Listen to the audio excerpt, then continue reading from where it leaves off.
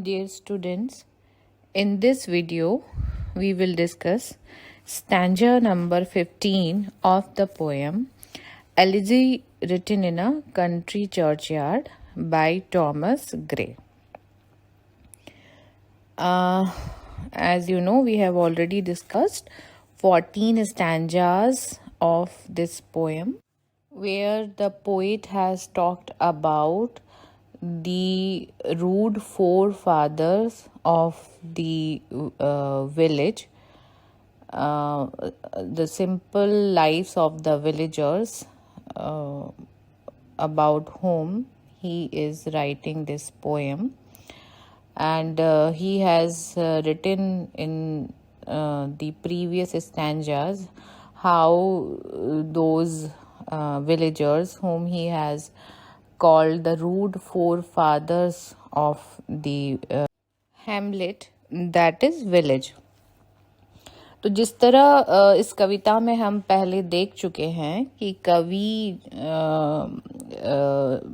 कवि ने ये जो कविता है, this elegy has been written about the simple villagers of that particular village where he is sitting, and he is talking about their simple lives, their simple joys and sorrows. And he has also talked that these people were equally talented, and they were equally virtuous, they were equally courageous like any other eminent personality, but they could not achieve success, they could not get name and fame in their life because basically they did not get knowledge, और इसी वजह से because they could not get proper education, they could not get good opportunity, उनका जो talent था it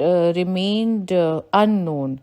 जो talent उनके अंदर था वो दुनिया को, संसार को उसके बारे में पता ही नहीं लग पाया. तो यह विचार वो जो लास्ट स्टैंजास हमने डिस्कस किए हैं उनमें दिस थॉट इज रनिंग.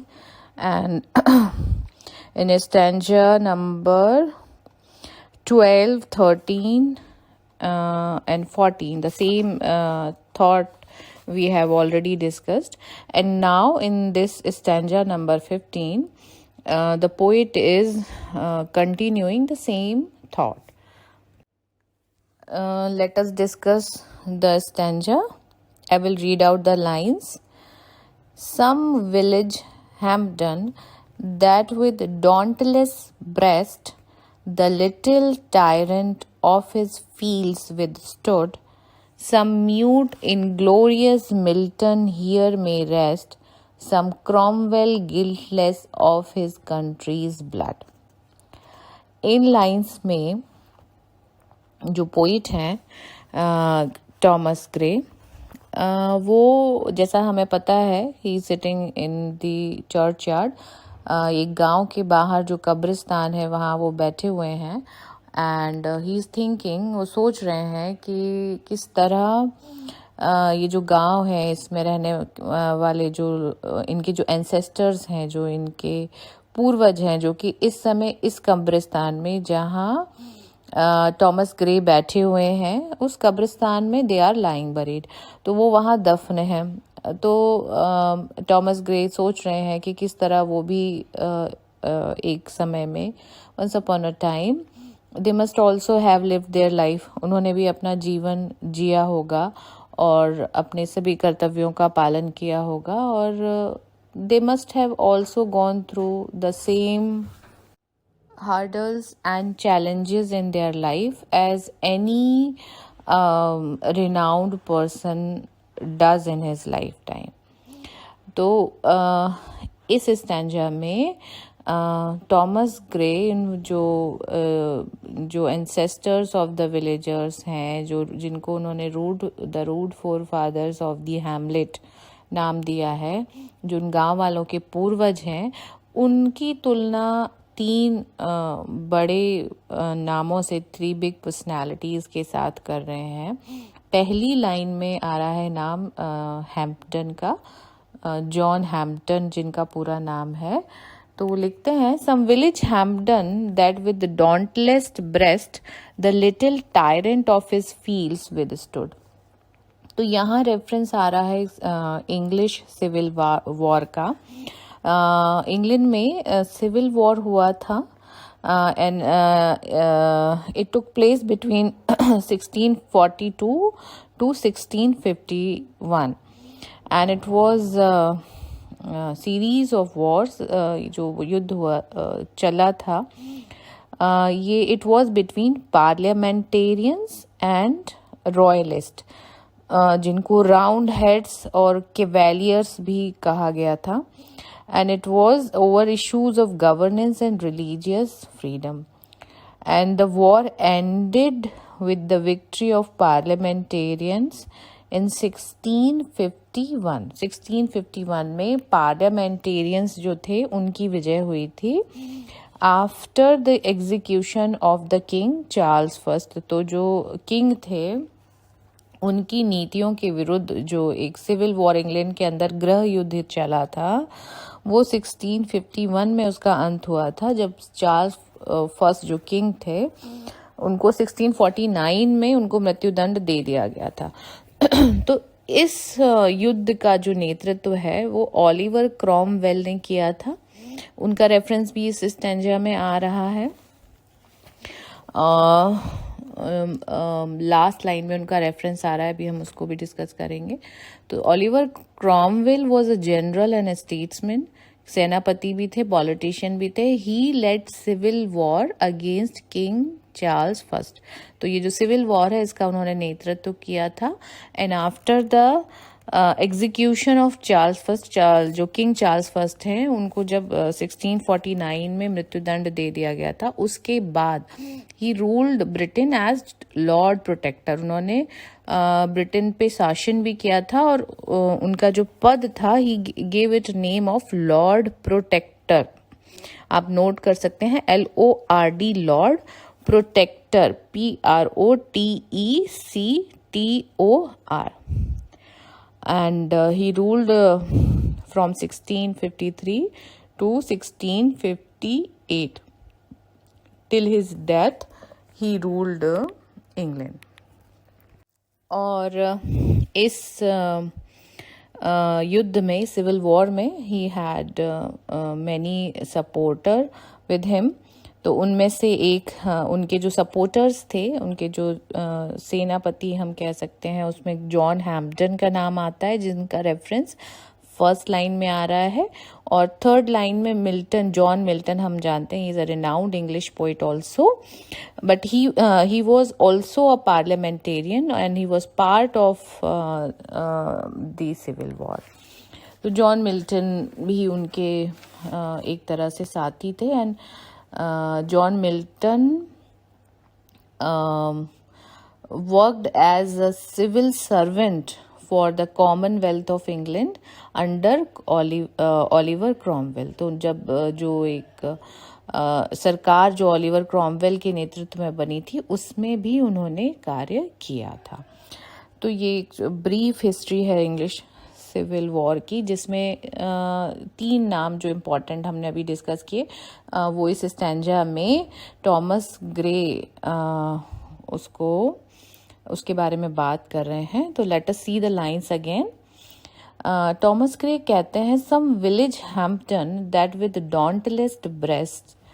तो इस कब्रिस्तान की बात हो रही है, जो चर्च यार्ड की बात हो रही है, जहाँ पर the villagers, the dead villagers are lying buried, जो वहाँ पे दफन है। और जैसा कि टॉमस ग्रे कहते हैं कि they were equally talented, they were equally virtuous, they were equally courageous. उनके अंदर भी वो सारे गुण थे जो किसी भी एक अच्छे लीडर में, एक अच्छे म्यूजिशियन में, एक अच्छे पोइट में हो सकते हैं। तो क्योंकि वो ऐसे नहीं बन पाए, इस पॉइंट को पहले डिस्कस कर चुके हैं प्रीवियस स्टैंजाज में, तो वो क्यों नहीं बन पाए? क्योंकि उनको मौके नहीं मिले. So let us see the lines again. Some village Hampden, यहाँ हैम्पटन जिसकी भी मैं बात कर चुकी हूँ, उनका पूरा नाम है जॉन हैम्पटन, JOHN, आप नोट डाउन कर लीजिए, जॉन हैम्पटन. और जैसा मैंने बताया कि ये was a supporter of Oliver Cromwell. Oliver Cromwell का नाम भी आप स्पेलिंग के साथ नोट कर लीजिए, OLIVER, Oliver, CROMWELL, Cromwell. Oliver Cromwell, he was cousin to Oliver Cromwell. John Hampden was an English landowner, and he was also cousin to Oliver Cromwell, and he opposed the arbitrary taxes imposed by King Charles I. तो इन्होंने विरोध किया था जो उस समय जो king Charles first थे, उन्होंने जो मनमाने टैक्सेस वसूल करना शुरू किया जो उनकी प्रजा है. तो John Hampden resisted this thing, उन्होंने इसका विरोध किया, and he was arrested. His arrest spark the first English civil war. उनकी जो उनको अरेस्ट जो किया गया, उनकी जो गिरफ्तारी हुई, उससे एक तरह से इंग्लिश सिविल वॉर या जो गृह युद्ध था उसकी शुरुआत हुई. तो ये इसकी हिस्ट्री है. तो यहाँ टॉमस ग्रे कहते हैं कि इस चर्च यार्ड में, इस कब्रिस्तान में कोई हैम्पटन भी सोया हुआ है, कोई जॉन हैम्पटन, सम विलेज हैम्पटन, सम विलेज, इस गांव का कोई जॉन हैम्पटन जैसे सोया. यानी एक ऐसा करेजियस व्यक्ति, जिस तरह से जॉन हैम्पटन ने किंग चार्ल्स फर्स्ट का विरोध किया था, उनकी जो रॉन्ग पॉलिसीज हैं, he oppose that with dauntless breast, dauntless bold, courageous, with determination. तो जिस बहादुरी से जॉन हैम्पटन ने किंग चार्ल्स फर्स्ट का विरोध किया था, उसी there might be some brave person who is also lying buried here, and he might be equally brave as John Hampden was. और उन्होंने भी शायद the little tyrant of his fields withstood, उसको कुछ बड़ा करने का मौका नहीं मिला होगा, but he might also have registered fearlessly. Registered माने विरोध करना. तो उसने भी शायद विरोध किया होगा. किसका? The little tyrant. टायरेंट हम कहते हैं निरंकुश या निर्दयी कोई शासक होता है. तो कोई निर्दयी निरंकुश लैंड ओनर का उसने विरोध किया होगा. ऑफ हिज फील्ड्स, उसके खेत पर अगर किसी ने कुछ गलत करने की कोशिश की होगी, तो certainly there might be someone, some village Hampden, कोई इस गांव का जॉन हैम्पटन रहा होगा जिसने उस गलत नीति का विरोध किया होगा. माइट हैव रेजिस्टेड फियरलेसली, निर्भीकता पूर्वक उसका सामना किया होगा. और some mute inglorious Milton here may rest. यहाँ पर कोई म्यूट कहते हैं चुप हो जाना. इनग्लोरियस यानी जिसको, ग्लोरियस यानी जिसको प्रसिद्धि मिले, इनग्लोरियस जिसको प्रसिद्धि ना मिले. तो यहाँ मिल्टन हम जानते हैं, John Milton, you all know, is a famous English poet. तो यहाँ पर कोई मिल्टन जो है, हियर में रेस्ट, यहाँ सोए हुए हैं. रेस्ट मीन्स सो रहे हैं. अब सोने की जगह तो वहाँ क्या है, वो कब्रिस्तान है. तो rest means he is lying buried. Some village Milton, किस गांव के अंदर कोई एक ऐसा कवि भी रहा होगा जो कि who could also have become equally famous or prominent because of his poetic genius. उसके अंदर भी एक काव्य प्रतिभा रही होगी, but he was inglorious. उसको प्रसिद्धि नहीं मिली. और क्यों नहीं मिली? क्योंकि उन्हें मौके नहीं मिले. ये चीज़ें हम पहले डिस्कस कर चुके हैं. तो इस गांव में there might be many people, this village, this hamlet might also be filled with talented people who are lying buried here. जहाँ जो यहाँ जिस तरह पहले स्टैंजाज में वो कह चुके हैं कि बहुत से फूल ऐसे हैं जो जंगल में ही मुरझा जाते हैं बिना किसी के देखे, बिना किसी की को उसकी तारीफ किए. तो उसी का हम कह सकते हैं वो थॉट यहाँ कैरी फॉरवर्ड हो रहा है. लास्ट लाइन देखिए, some Cromwell guiltless of his country's blood. तो क्रॉमवेल अभी हम डिस्कस कर चुके हैं, Oliver Cromwell. general and statesman of civil war, or who ruled Britain as Lord Protector.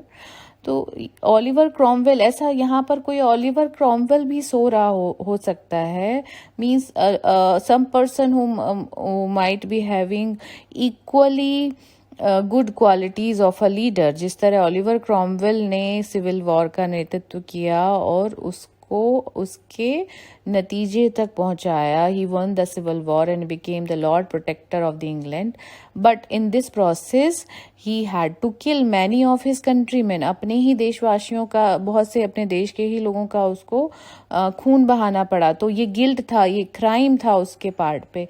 But here some Cromwell, यहाँ पर सम Oliver, any brave person like Oliver Cromwell is sleeping, is lying buried, who is guiltless, जो कि गिल्टलेस, जिस पर ये इल्जाम नहीं है. गिल्ट कहते हैं अपराध बोध होना, तो जिस पर ये इल्जाम नहीं है, who is innocent of shedding his country's blood, जो अपने ही देशवासियों